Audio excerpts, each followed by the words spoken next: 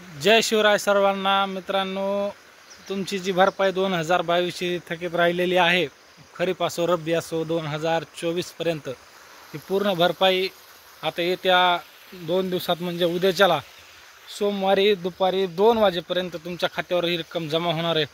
मी असं का सांगत आहे त्याचं कारण आहे मित्रांनो, सोमवारी 2 वाजता तुमच्या खात्यावर डीबीटी मार्फत ही पूर्ण भरपाई त्या ठिकाणी खात्यावर जमा होणार आहे।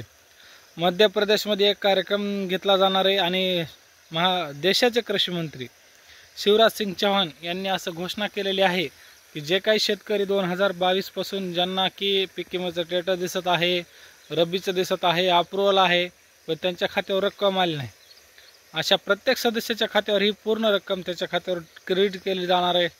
मग मित्रांनो, इतक्या दिवस असं काही नव्हतं, पण आता शासनानं असं ठरवलंय की पूर्ण रक्कम अशी तारीख ठरवायची आणि ज्या ट्रिगरमधले नुकसान ज्या शेतकऱ्यांचं झालेलं आहे त्या शेतकऱ्यांची पूर्ण भरपाई त्या ठिकाणी देऊन टाकायची, असं इथून पुढचं निकष ठरवलेलं आहे।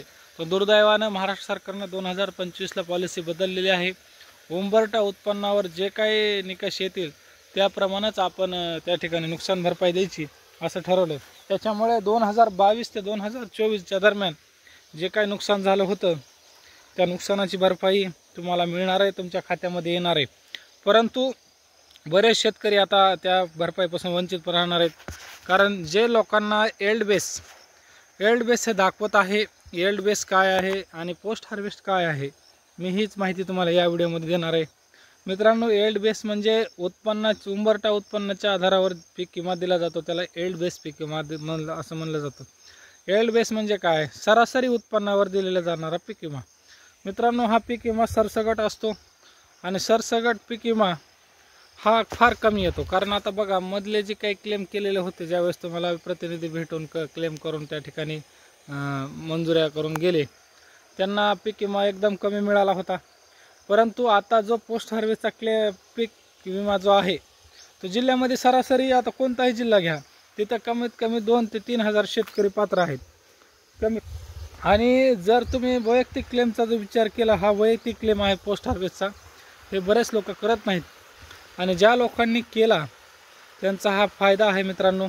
मग एल्ड बेसचं काय आहे? आता एल्ड बेसचं वाटप कधी होणार? तर एल्ड बेसचं वाटप अशीच तारीख जाहीर करून त्या ठिकाणी घेणार आहेत मित्रांनो। सध्या तरी सोमवारी दुपारी 2 वाजेपर्यंत शेतकऱ्यांच्या खात्यावर ही रक्कम येणार आहे, डीबीटी मार्फत पीक विमा जमा होणार आहे।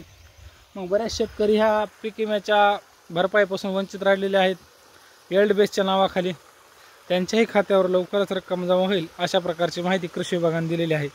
मित्रांनो, शिवराज सिंग चौहान यांनी जो निर्णय घेतलेला आहे की सोमवारी सगळ्यांच्याच खात्यावर डीबीटी मार्फत पहिल्या टप्प्यामध्ये पूर्ण रक्कम जमा करण्याचा निर्देश भारत सरकारने प्रत्येक विभागाला दिलेले असल्यामुळं लवकरात लवकर हे पीक विमा तुमच्या खात्यावर देखील येईल आणि तुमच्या खात्यावर आल्यानंतर तुम्हाला देखील पीक विमा मिळून जाईल।